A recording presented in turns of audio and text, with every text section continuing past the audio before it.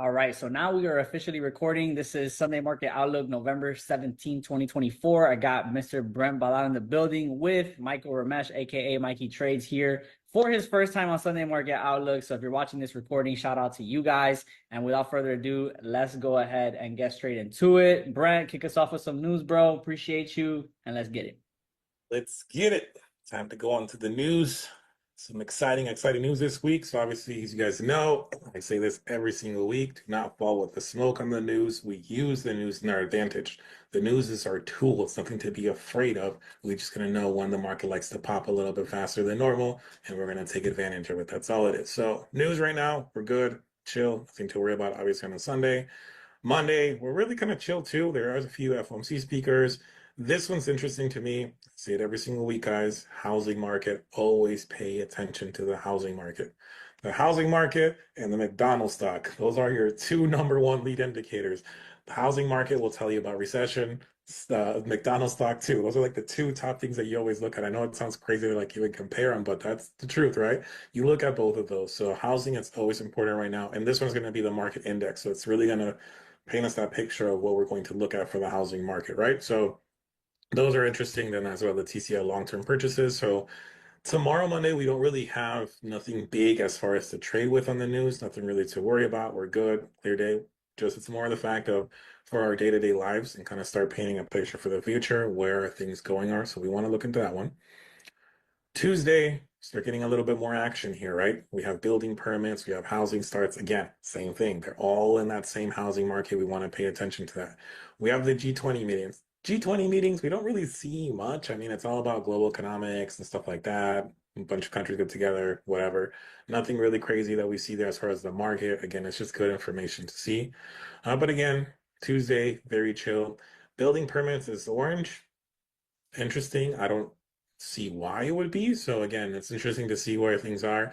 Maybe with the whole election situation being done now, there's another vision now as far as the building side of things for the permit. So we'll wait and see what happens there. But again, news just like Monday, Tuesday as well will be the same thing. We're just looking at it more in the perspective of the housing market as a whole and looking at what has to do with like recession indicators, right? Wednesday, crude oil, another one that everything between the wars happening, not happening, all this other stuff. It's important. I think that's why it's orange too. So we're going to see where that falls into. A few FOMC speakers, nothing to worry about. We're good. Thursday, unemployment claims. Thursday is going to be the day for me, and I love the time that it's happening. It's happening at 7:30 Central Standard Time. As we know, gold and NAS both like to take a little bit of a move, either up or down, but they like taking that little impulse, that little jump, an hour before the opening bell, which is at 7:30 a.m. Opening bell is at 8:30. So we see that move. And I love that this is happening at that same time. Philly Fed manufacturing, we've seen that move the market a lot too, and it's happening at the same time. Two completely different news, but they're both happening at the same time. This should really give us a nice big push, a nice amount of volume to happen. And I like it because even if you can't trade it because you don't have the news add-on, it's happening at a good time. We'll have that impulse happen at 7:30. And if it goes really up and needs to come down and retrace, guess what? It's going to do that at the opening bell. So it's good. I like that it's happening at that time, right? And we don't have no news happening all week. And to have unemployment claims, that's huge, right? So excited for that. Throughout the day, existing home sales, again, another indicator for recession stuff. So again, just paying attention to data really. But 7:30 is the only time we're really going to trade news. If you do trade news high impact at that time, like I do, that's going to be a good day. And Friday, we have a bunch of news on Friday, really globally at that point. Fridays, I'm not huge on trading, but then there's days where we just find trades like the one we found last Friday, which smashed that NAS trade was amazing. So, hey, we might find another one this week. So it's cool. Flash manufacturing PMI, flash services PMI, consumer sentiment, inflation expectations. So we have a lot of news compressed at that time.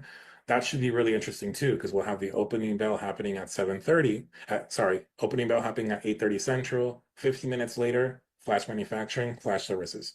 50 minutes after that, revised consumer sentiment, revised inflation. So it's like, damn, right after the other, we have them all 50 minutes compiled. And Friday, typically the market likes to correct.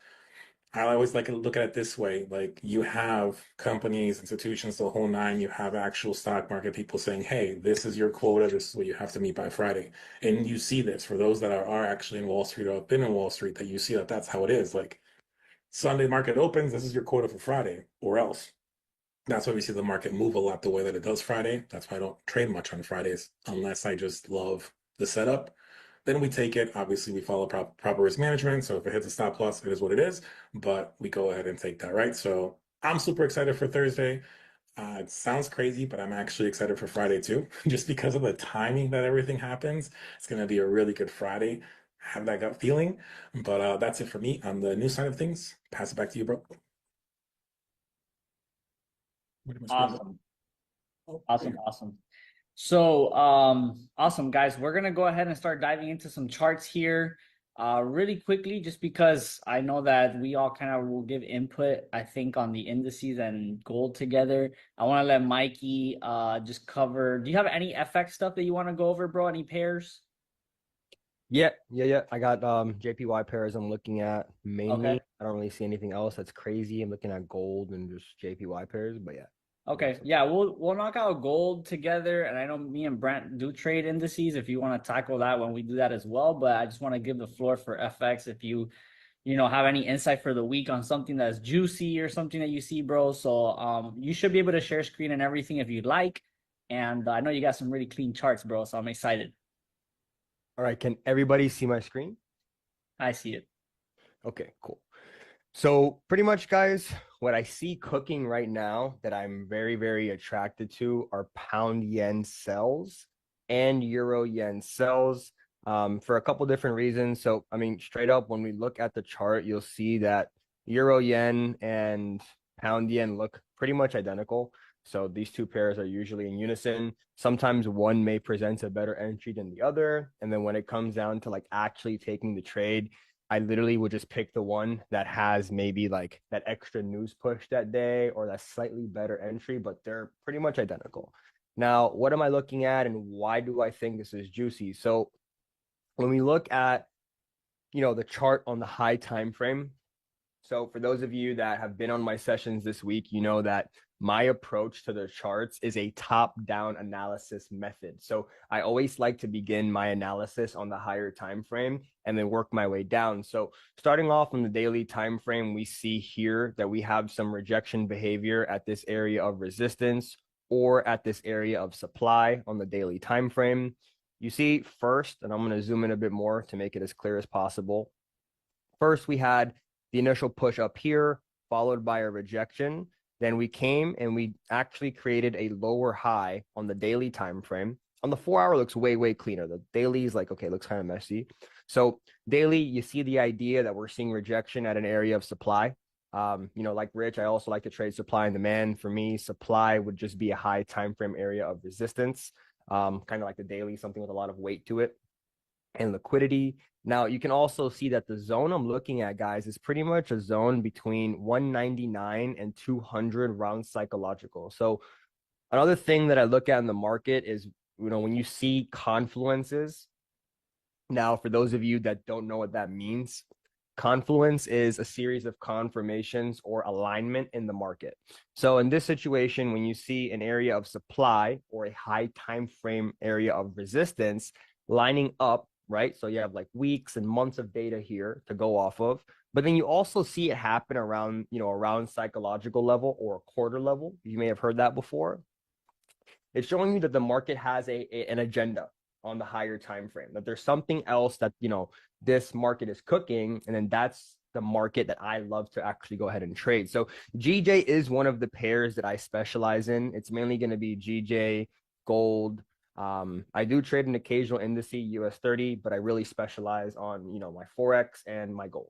So here we already caught one sell on GJ earlier this week. As you can see, it kind of follows the same high time frame analysis. I'll kind of just leave like little arrows here just to indicate what I'm showing you guys.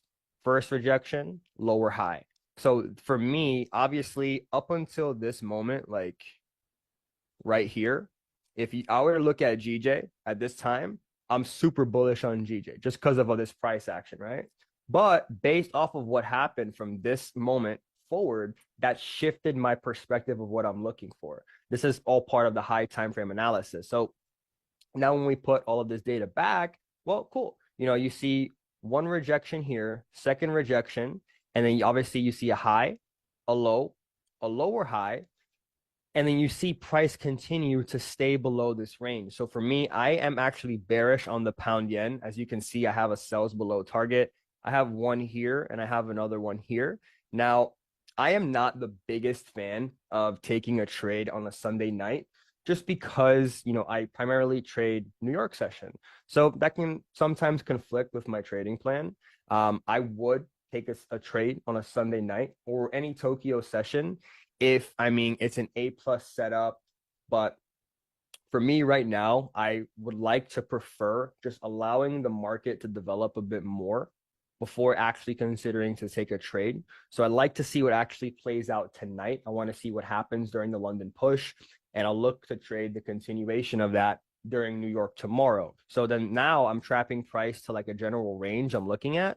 As you can see, we had the rejections from this area. We created a low here.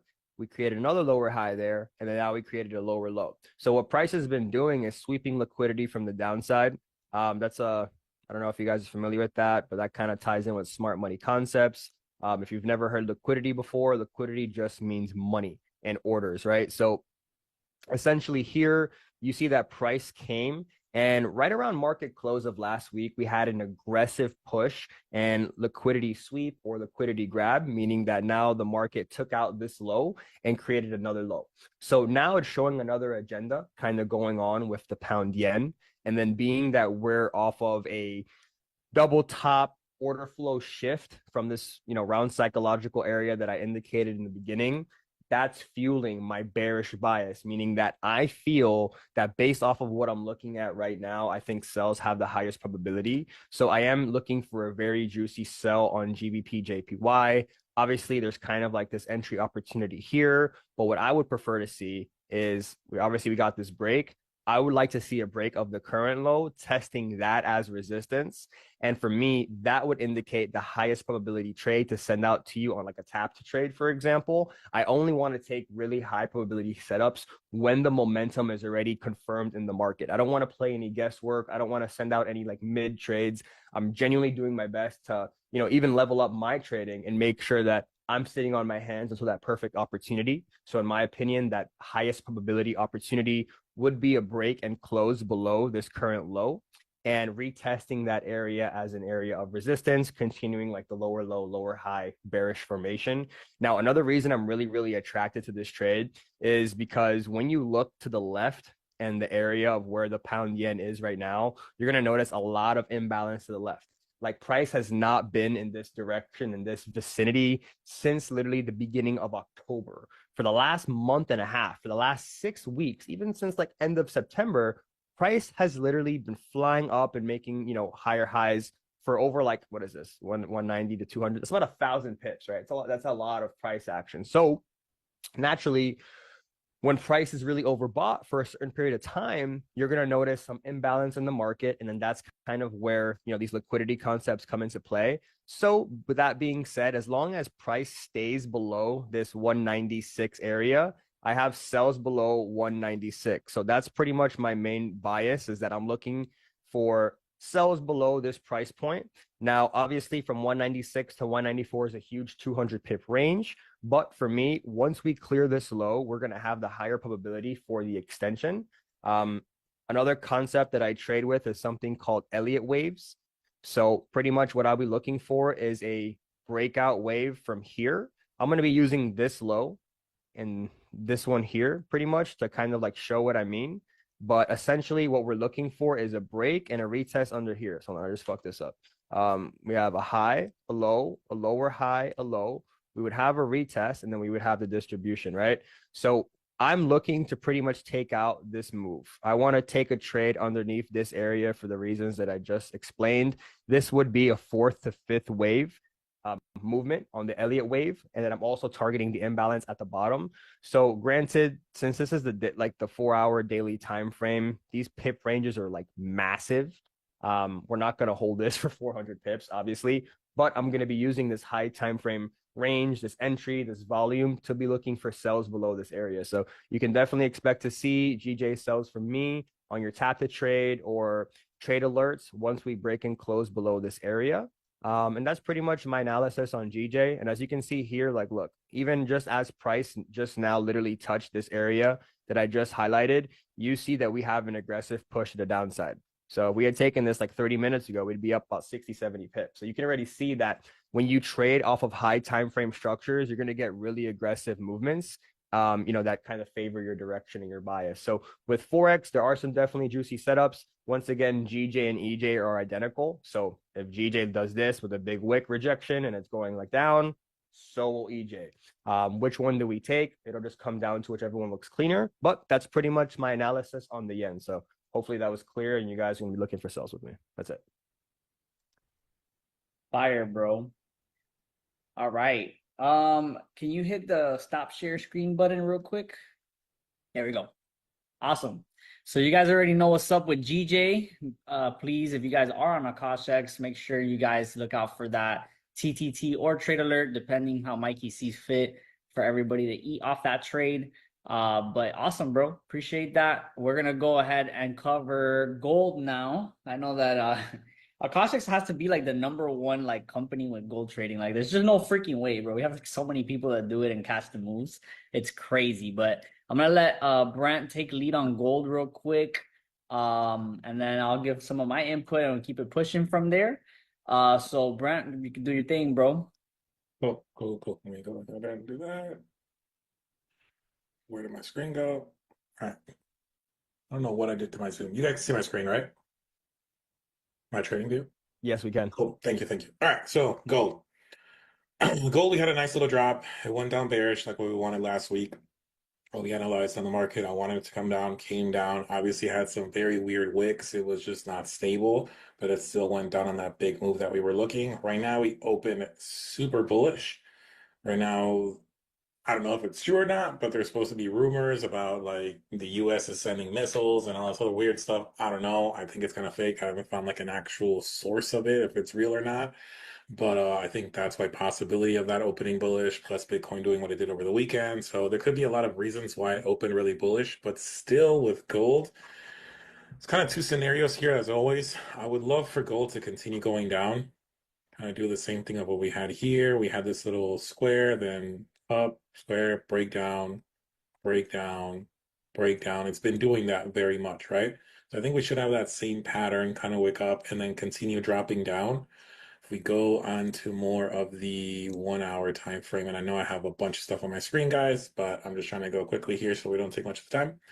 We have all of this action that we've been speaking about for a while now. Like all of this that happened since May has not been taken care of for sure since September.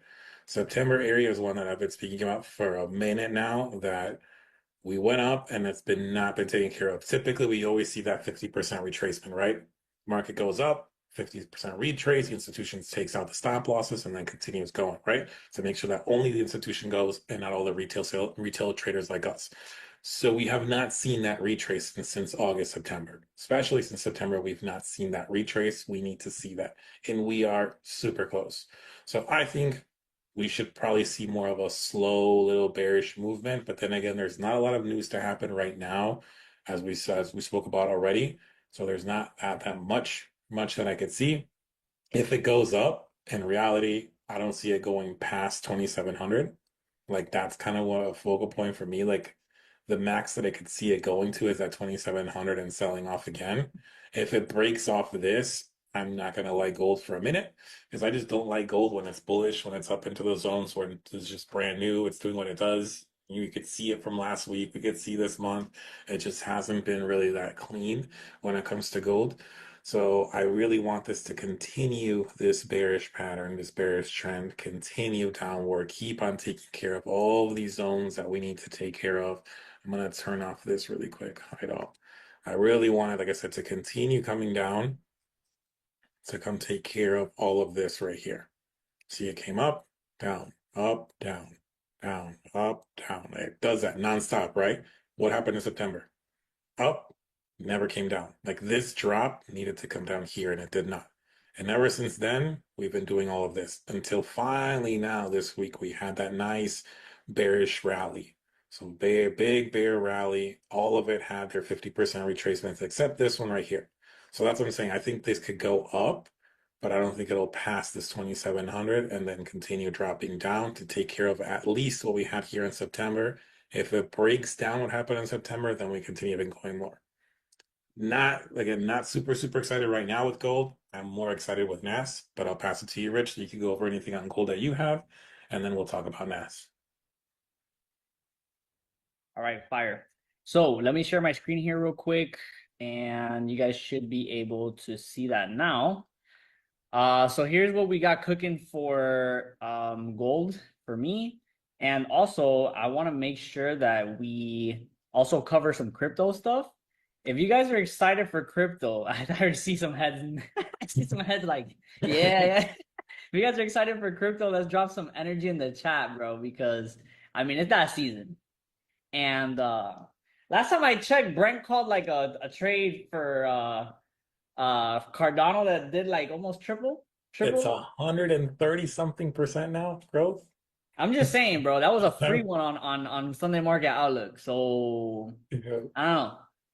I don't know. But let's talk about gold here real quick.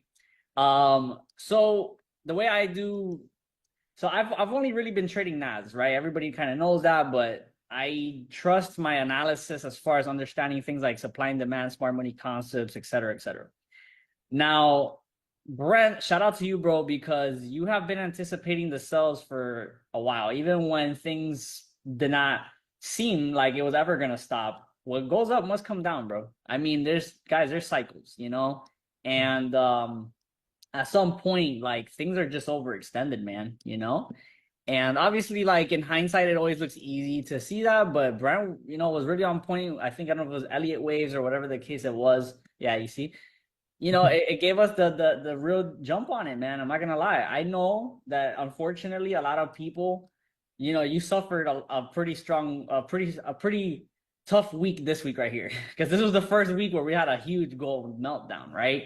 But really, from that point on, it was clear that, man, like this type of fall off here hadn't happened in quite a while. I think this was the closest type of drop off, but you saw like an instant recovery pretty quickly. With this week, man, it was just like, yeah, slight recovery. And once it broke new lows, like that was just the warning signs that this thing was ready to just crash. And, you know, just like Mikey broke down with GJ, right? Concepts like liquidity, overextended markets, like it's literally what happened with gold. You know, you have things like trend lines, right? Trend line liquidity, all these little channels that people love to trade. People that trade this break of this channel ended up getting clapped, you know? So I think these concepts such as fake outs, liquidity, imbalances, they really, there's a reason why we talk about them. And I think this whole meltdown with gold was really just to take out the buyers from these positions. You know, like there's just been a lot of buyers. I mean, if you weren't buying gold for the last couple of months, I mean, what were you doing, right? And we caught it here in Akashx. I mean, the gold wave was caught.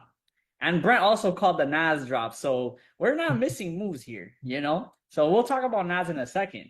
But I think where we stand right now with gold, we've taken major liquidity points. I think this was the beginning of a big run. What you guys always want to do when you want to see like intention in the markets is ask yourself, where did price go counter to the major trend that started the next real strong extension, right? So you see, like, if I'm not gonna use bar replay because then it's gonna go crazy here, but you guys can see like a week like this where the market slowed down and had this one candle that just absolutely melted right here, right? The first thing everybody's gonna do is run to sell because people are gonna react to big candles all the time, right? But that was the catalyst that really led to this entire big movement, right? And that means that there's a lot of money sitting here. So when we had this gold drop happen, you can see how we took out that low and we started seeing some reactions around that area. That's not an accident, right? And now we're seeing the same thing with the next major low point right here, where price basically had been grabbed and now we have shifted structure. However, I see that we're like in a pivot point here where we're going to make very big decisions about the overall like trend for gold, at least for a while, maybe for the whole week, based off of how we react to this exact zone right here. Because just following like market structure, you guys have seen diagrams very simply where like you have a leg up and then you see the shift, right? And so price comes, makes a new low, retraces, makes a new low, retraces, makes a new low. It's like a stair step effect, right? Well, you see that now that gold is clearly trending because we had This last extension, shift of structure, price retrace, came up, retrace, came up, retrace, came down. You see like the whole stair step effect happening here, right? So that's where we're at now. We're like following the stair step effect to the downside, but we're in two different spots. The two different spots are, and I talk about this on the session, is where's the money, right? Like where is money to be made in gold? And that's liquidity. For me, we've already grabbed two major liquidity, which is these lows, and obviously everything from beyond this point has already been taken out. So all the money that was sitting in these price points is already out of the market.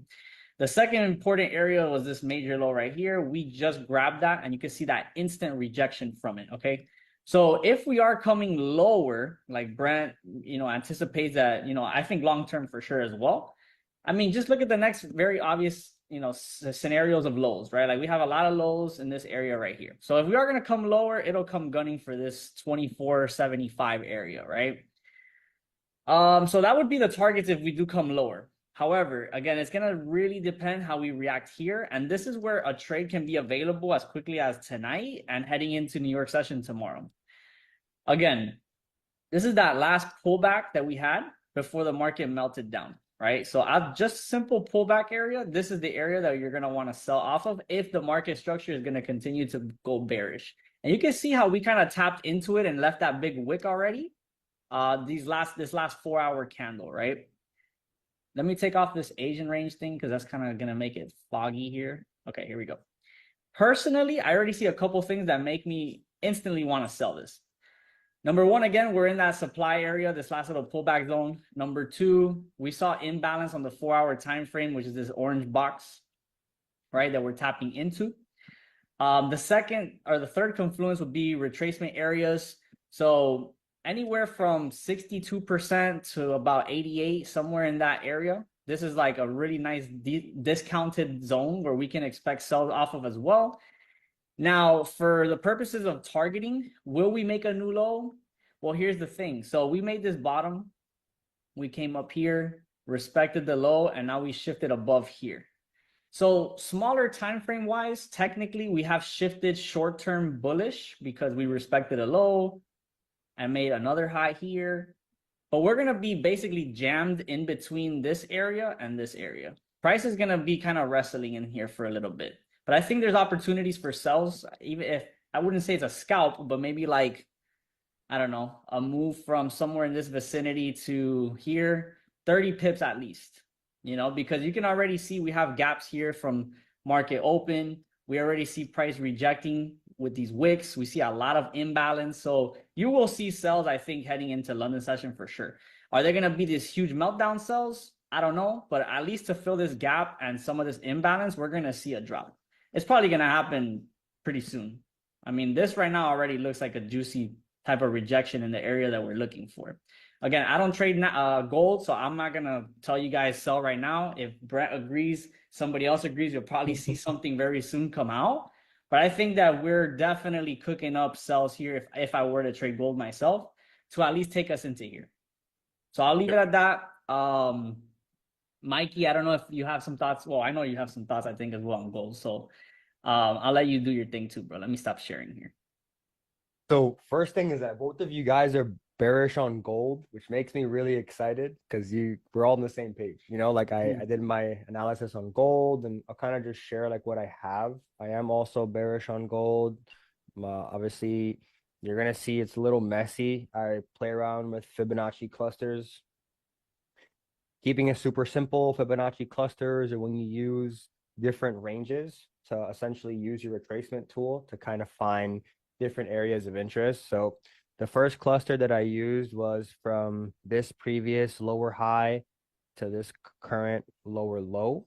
And then I also went a step ahead, and then I used the previous major 4 hour swing lower high to the current lower low, just to kind of get some like ranges to see what price could be doing. Ideally, it would be the prettiest to see price drop from here, but then it went up higher. This was another area, and it's kind of like in a fib zone. So just in terms of a fib perspective, I do see a couple different possibilities. Obviously, right here, when you zoom out and you look at all this, this is a super clean area to see a lower high formed from.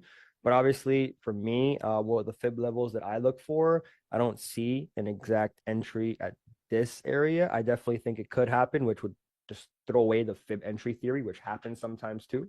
But in terms of like like my strategy, I like to use the fib levels as well as confluence. Now, what I would like to see is 4-hour candle closure to confirm, because if gold closes above this little 25.95, then I think it has a really good probability of coming back this little area right here. As you can see, 1 hour, we have a 618 fib level at 2603. Now, gold doesn't like respect these fib levels to the T, kind of like how I might on Forex, but it does really respect them generally, just in terms of like the areas that they go to. And obviously, the 618 has a lot of weight.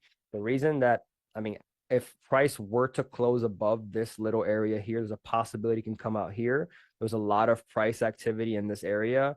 And obviously, before this major drop happened right here from Wednesday onward, it was right here, this little zone that I have highlighted, right above that 618. So you kind of see like this is where we got a huge 1 hour closure. Then we got a massive, another hour candlestick. And you have double bearish engulfings off of this particular zone. So for me, this area, like right here, this little 618 channel at 2603, somewhere in that area would be cool. Now, if it doesn't and it rejects from here, I would not look for an entry until I see something like that. I want to see a lower high formation on the 1 hour. Obviously, let me clean this up a little bit. This whole bias is based off the high time frame, and I'll show you what I mean. So when you go into the daily time frame, obviously you see that gold has been on a downtrend generally since the beginning of November. But we all know that, gold has been on a major, major bull run. So pretty much what I'm looking at is that you see on the daily that it kind of made like a higher low here, or, in a way where it was using this as support. So for me, I want to see, some strong candle like price action behavior on higher time frames, something like the 4 hour, something like the 1 hour, just to like, give me that confirmation in terms of where I want to enter. Any area, obviously, below here and here are good places to go. But once again, like for me personally, I'd be looking for like a little intraday setup for probably like 100 to 200 pips. And for me, I would like to see some sort of shift in order flow. So like, for example, this is a 5 hour, like 5 hour, geez, 5 minute. So you see like price came and rejected this little area here, and then it came lower. And then now it's kind of like retesting that. That's the first sign of a potential lower high. So for me to feel super confident to actually take this trade and send it out, I'd want to see a couple of these happen on the lower time frame. And if this happens in the lower time frame, then in turn, we should see a really healthy 1 hour obviously form and reject and come down below this 382 fib level, which is the reverse 618. So pretty much I'm a big like 50% trader with my fib retracements, and then the 382 and the 618, because they're the same thing. 382 and 618 are the same, 50% is the middle. So for me, that's kind of what I'm looking at. I'm super bearish on gold. The daily obviously looks like it's just, retesting this area, but that daily is not going to close for a little bit. So then the next thing I like to look for is just 4 hour closure. Obviously, we're not going to get any 4 hour closure on this for a little bit. So, there definitely will be, I think, sells in London, but I won't be looking to participate in that. I like to trade the New York move. So kind of once London establishes what it wants to do, just in terms of it's going to use this area as a lower high or come out and grab and come, whatever happens, I'm just going to be looking to definitely take that short, assuming that we at least either reject this high at the 618, or we come down lower and create, lower highs and lower lows below this area. But once again, just as Brent and just as Rich just mentioned, there is a lot of imbalance to the low. And then when you look at obviously like the 4 hour, you can see that we are clearly trending down. We have a high, we have a low, lower high, lower low, lower high, so on and so forth, right? So there is definitely a huge short on gold pending, especially since, after they obviously mentioned when the market's overextended, there's going to be imbalance there. And for me, I don't know about you guys, but I'm a really big correlation trader.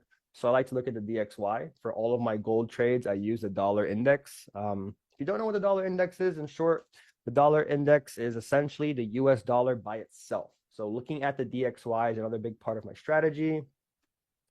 And essentially, if you can predict or measure the movement of the DXY, it'll give you a high probability on any USD based pair. So in order for gold to go short, we're going to ideally need to see a very bullish dollar. Now, when you look at the dollar on the higher time frame, you see that the dollar, and let's put this fib level to the side for a moment, you see that the dollar cleared a really big area of supply. So we cleared this and we broke it, and now we're creating new highs. These are the highs from like literally April, May, July. Like this is a big deal for the dollar. Obviously, with the presidential election, that's essentially what really gave the dollar the push that it needed to break this high. So the more bullish that the dollar is going to be, the more bearish that gold's going to be. That's how the correlation obviously works. So you kind of see that we do have some bullish price action on the DXY. But once again, the DXY always moves its most during the New York session. So there's a little bit of trendline liquidity here. The market's still kind of choppy. For me to feel like super confident to take a gold trade, I like 9 out of 10 times need to see the DXY synchronize with it. So for me personally, if I'm looking to like sell gold, hey, actually, I think I sold gold this week, didn't I? Yeah. So look, this is exactly what I did. One of my first trade alerts to you guys was a sell on gold. I believe it was this sell on Tuesday. I think it was like one of my first trades. And essentially right here, we had a bullish DXY kind of line up. And then gold was also positioned at an area of like lower high structure. So this right here is what? Tuesday at 9 a.m. So then I go back to the DXY and then I'll look at Tuesday at 9 a.m. Tuesday, 9 a.m. So yeah, right around here, when the dollar broke this Tuesday, 9 a.m., and the dollar broke this little zone, this little bullish push that we saw on the dollar is what gave me confidence to sell gold here that I sent out to you guys. So, for me, that's pretty much that. I want to see some DXY correlation to really line up for a banger gold trade. And then for that, we would need to see the dollar at some sort of area of support or like at a low. So like right now, you kind of see that there's like a little bit of lower highs being formed and it's just kind of choppy. Either, the dollar come back and retest like this area as support, come back here, bounce up. That's something that would be interesting. But once again, I'm looking to do that all in the New York session. So that's kind of like where I'm at on gold. I have a weird condition to enter, and it's the dollar being on my side. That's pretty much it. So definitely bearish on gold. I do see some imbalance in this area. I think you mentioned something about like the 2475 area. You did mention something about that, if I'm not mistaken, which would be my next zone that I haven't even like, really like given time to because I'm just still focused in this area. But obviously, same concept. Previous resistance, previous support, supply, demand flip, the whole shebang. So I'm definitely in alignment with you guys. I like the fact that we're all looking at the same thing.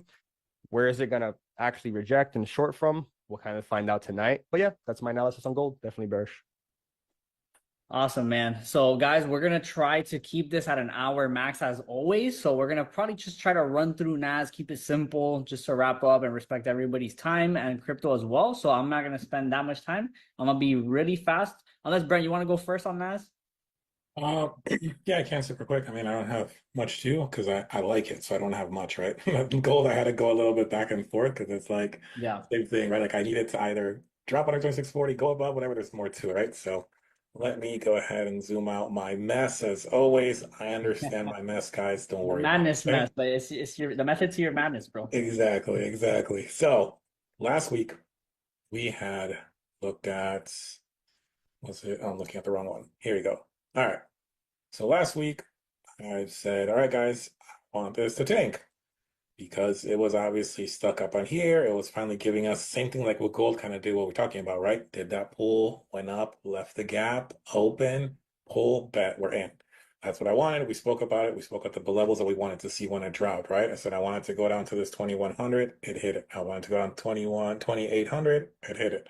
And so forth and so forth. And it kept on hitting each individual one. The last one that I wanted to see was 2300, 20,300. It almost tapped it there, opened up now, went up.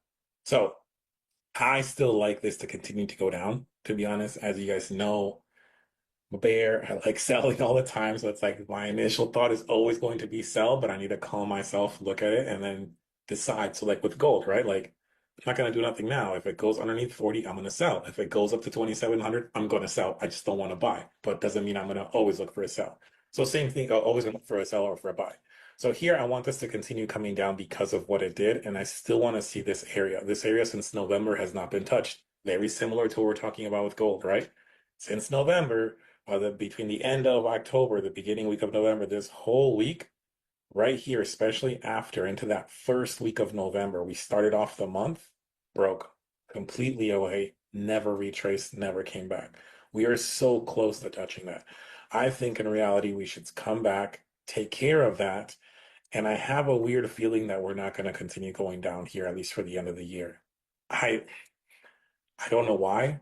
Like I said this time, there's always a subconscious thing. I know that we have this area that's talking to me right here that we said last week too that needs to be touched. This area that needs to be touched. Just something is telling me that we're gonna retest it one more time. It's gonna fake everybody out because there's so much of a gap here, and then it's gonna be like, nah, let's come back all the way up. We'll see what period of that happens. It might be one of those weeks where we have CPI, PPI, POW, like everything to kind of give us some big crazy rejections. But at least for this week, I would love us to continue going down. Keep on coming down. If it wants to come up, let it come up to the previous high, which was at 2,900. Let it come back up there. Cool. But then after today, after London does what it has to do, I want this to continue crashing down, at least to take care of, right?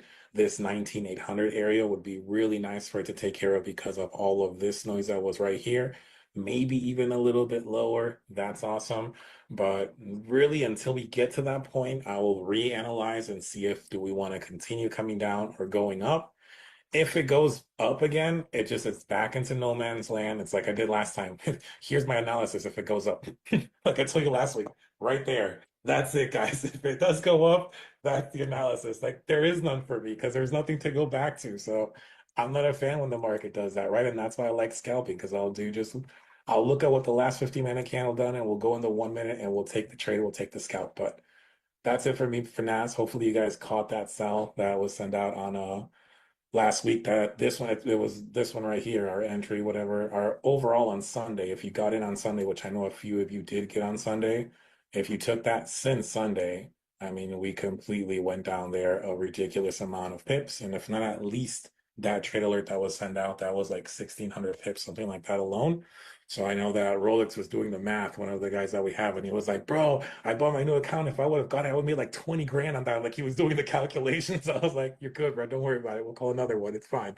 But that was definitely a monster sell. And I'm so happy that I saw it at that time and I was able to share it with you guys. But that's it for me for Nasra.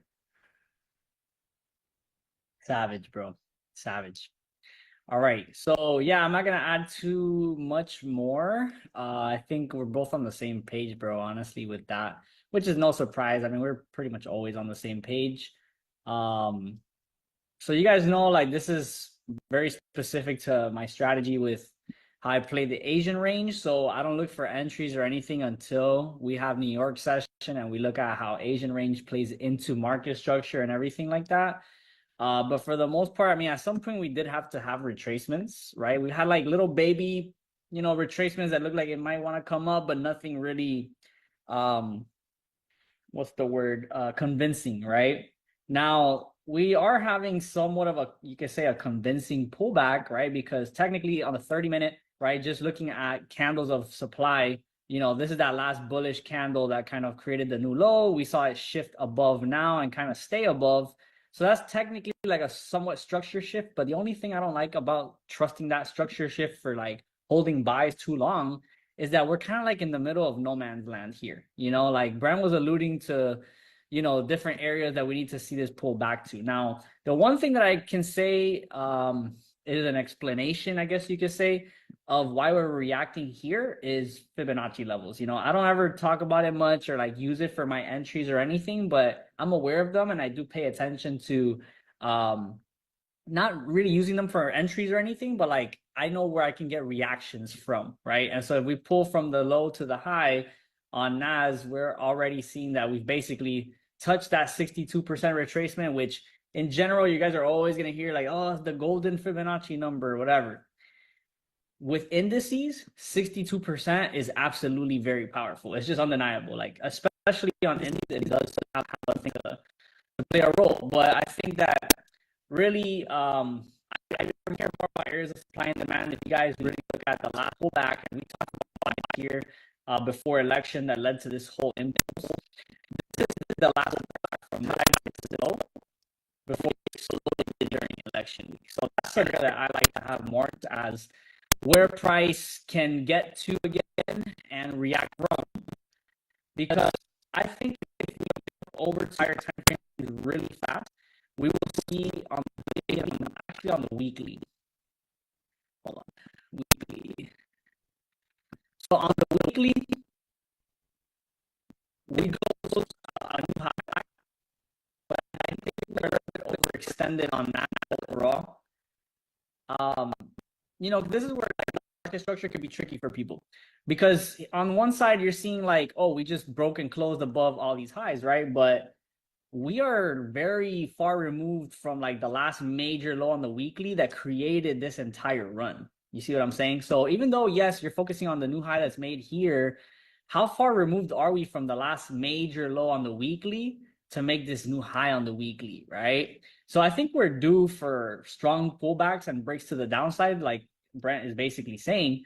So if we look at things on like a 4-hour or the daily, technically we're still bullish if we're following market structure because you had this low and this was the last major high and we did break and close very far removed from that.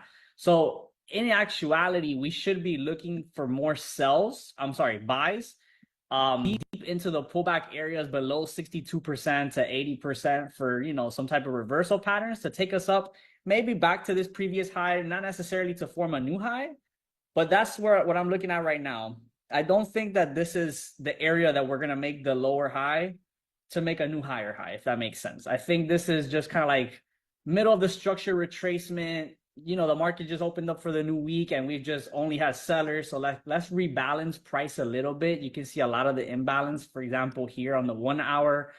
My guess is that we'll probably see price tap into this imbalance. And if we can get a rejection and close below Asia high again, that's like my 2.0 Liberty style type of setup. And I would be targeting this higher time frame imbalance. If we get that, and again, we don't even know this is the Asia high yet because it's still 8:30. We have a couple hours left. But overall, I think that we're still due to push up slightly.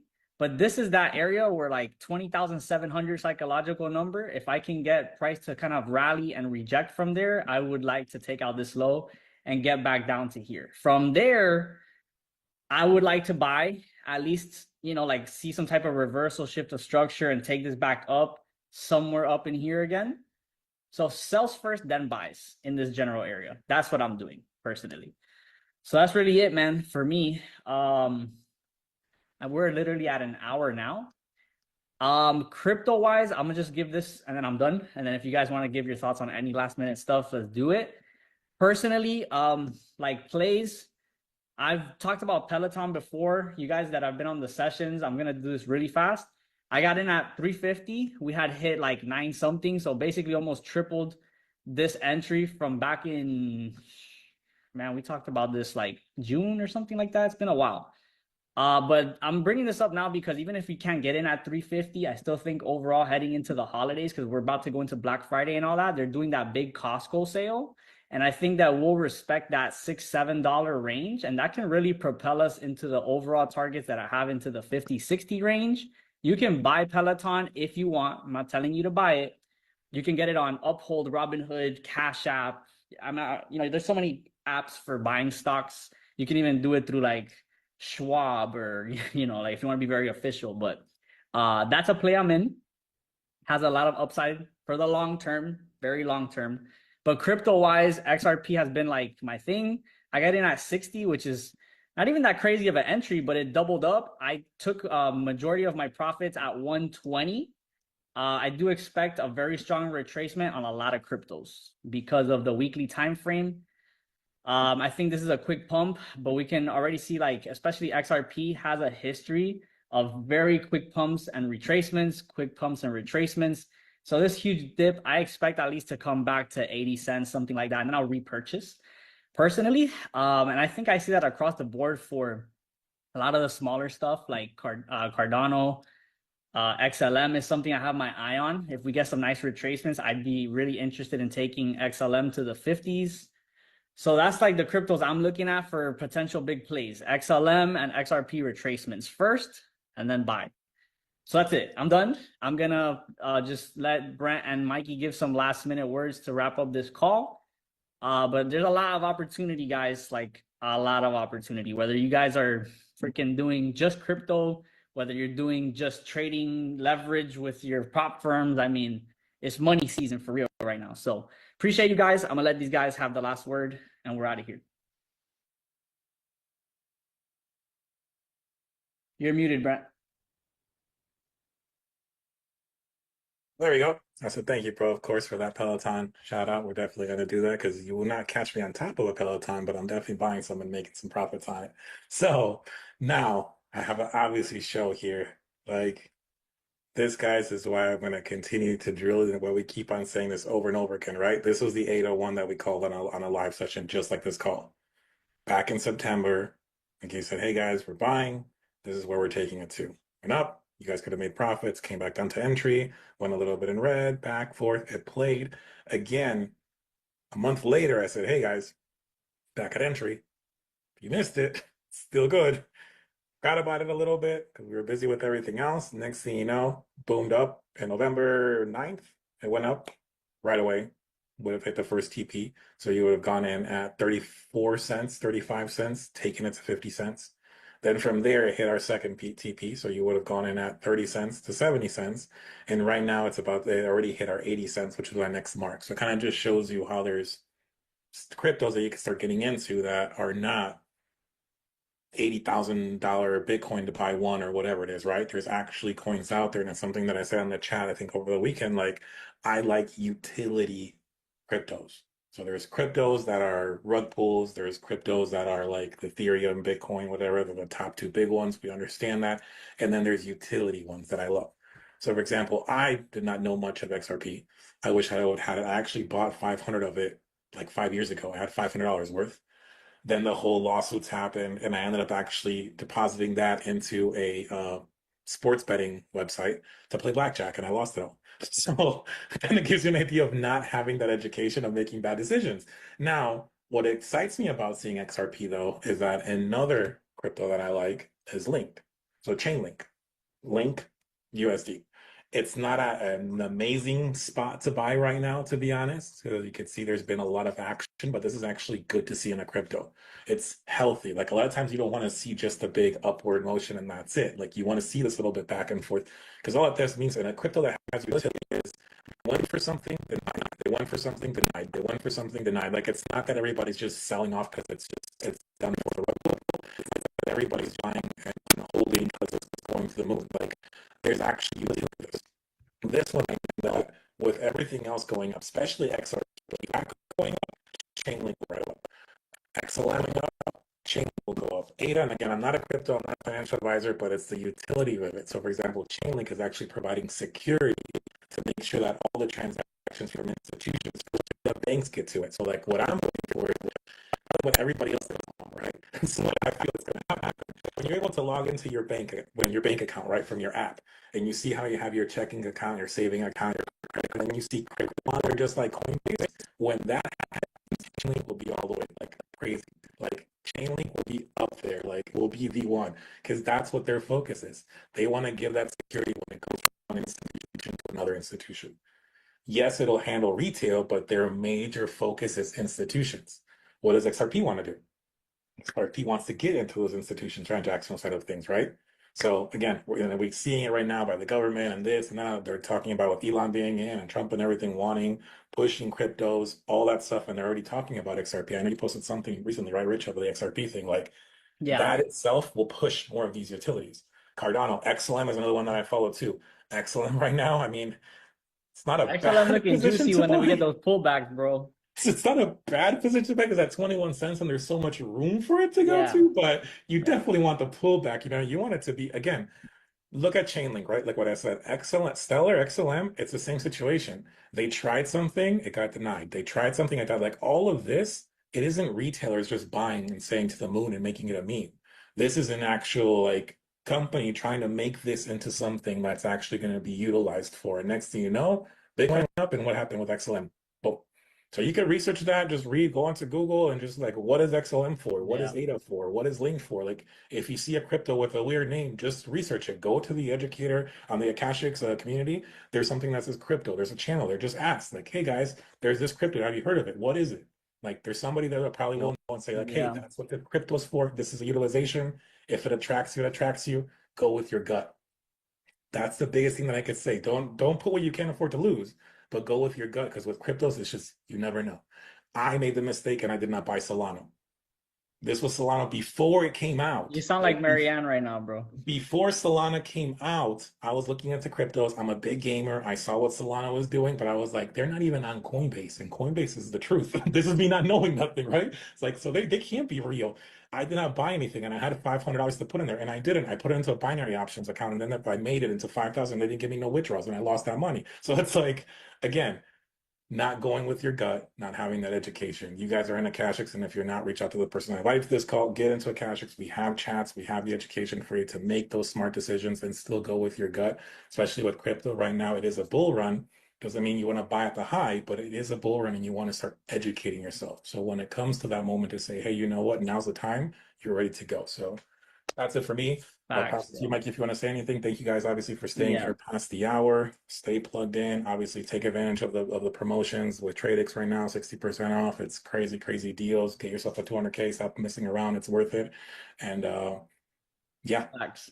Yeah, real quick, and I'll let Mikey, say his farewells on his first Sunday Market Outlook. We appreciate him having, tune into this call. But guys, real quick, I know a lot of you probably like you maybe don't even know how to buy crypto or anything like that. There's a lot of great educators in the platform that you guys want to tap in with, whether it's Armin, Anointed Ali. Like there's a lot of people to tap into. I just made a YouTube video. You guys can check out the channel. It's gonna show you guys like just 3 simple things of like how to get into an exchange, how to get a cold wallet to store your crypto, and then like where you can research cryptos online or whatever. So you guys could check out that video. This Sunday Market Outlook will also be posted on there and in the chats. So I know there's people asking for the recordings. I think there was some questions here. Oh, how often we do this? We do this once a week on Sundays. Sometimes our schedules conflict. Like Brent will do it solo, I'll do it solo. Mikey just got on board, so I wanted to have him on here. We'll have other guests. We've had Luisito on here. We've had different guests. Me and Brent kind of just did this for the community. When the community wasn't so hot, let's just say. And I think people love it. It gets us into the right state of mind for the week. Like just feeling like you're not jumping into a market cloudy minded. Like we've talked about FX, gold, NAS, crypto. Like everybody feels like they found their footing for the week, right? So now when we go into it, you're not like on your heels. You're attacking the market instead of playing defense, right? That's the whole point of preparing, right? So I think we do a good job of it, and having additions like Mikey on here, it just makes this even more solid. So the biggest thing, guys, is just do your part to grow the community. That's it. Like that's all. If you guys find value, all you gotta do is just plug more people in. Like this is the most we've ever had. I think 65 on the call. So we're gonna get this to 100, 500, 1,000. We'll keep doing it because as we get better educators like Mikey on here, we have more community like tapping in. It's just gonna happen by default. So take advantage, like Brent said, of the Black Friday sale, 60% off all funded accounts. That's insane, and it has news and weekends. make sure you put those. Make sure you select them, guys. You need to select them and put your Black Friday code on there. If you just put Black Friday, it'll take the 60% off, but you will not get the add-ons. Select those add-ons. Very good tip. Very good tip. So that's there, and then the free trial just launched today. So people that are like not in Akashx, if you're on this call and you're not in Akashx, join the free trial. If you don't know how to do it, just message one of us, message the person that put you on here, whatever the case is. We'll get you in the free trial. We're gonna start sending trades in there tomorrow. Our live sessions are gonna be showcased on there as well. My slot, I think, is like 7 p.m. Central. Brent, you're doing New York. Same thing, 8 a.m. Yeah. Same thing as in Akashx. You guys for free will be able to tap into the sessions Monday through Thursday and everything. So it's a huge opportunity for you guys to get your 3 and free, for you to hit your first rank in the company. Just start like doing your part to build the brand. Because the thing is, the brand is not Josh Zweigels, it's not Jenna's. they're the owners, they created it, but it's your brand. The brand doesn't exist without the clients, without the members, without the people that are, like building it from the ground up. So just know that Akashx, it is you. It's not us, right? It's everybody together, but it's the field, man. Everybody telling that one sister, cousin, coworker, like that's how we get this to the next level. So that's it from me and Brent, man. Mikey, any last minute words, bro, for your first Sunday market outlook? I know it's a little bit later over there in Miami, bro. Yeah, man. All I want to really say is that I am absolutely fired up for this week and obviously for what's to come with the Akashx. We had a really productive call. I liked how all of our different styles complemented each other. I haven't done like a group trading call in a very long time, so definitely felt some like synergy between our styles and methods. So definitely really excited about it. I hope all of you guys got value. I don't have anything else regarding the charts. Looking for those GJ shorts below that area. Interested in gold shorts as well, but we'll revisit that tomorrow morning. You guys already know my session time, so check me out. If you want to come, just like learn from me. Obviously, when Rich or Brent are not teaching, that's pretty much it. I look forward to seeing all of you guys there. I would like to request one thing though. I take a little Instagram video, and I'm gonna do the classic. If you got value, drop a. So that being Some fire emojis in the chat. Yeah. So Drop guys, the silence. Drop so the guys, what I silence. want to see is that if you saw value in this chat and in this webinar, drop some fires in the chat for my boy Rich, for my boy Brent, and for the new educator on the blog. Show some love if you guys saw some value. Let's go. Damn, that's incredible. Let's go, guys. Let's go, guys. Let's have a super bullish week. Mad love. That's it for me. Let's get it. Peace. All right, guys. Much love. The recording, I'll try to have it literally like ASAP for everybody. All right. Appreciate y'all. Let's get it. Abraham Robert nyomozása során újabb bizonyítékok kerültek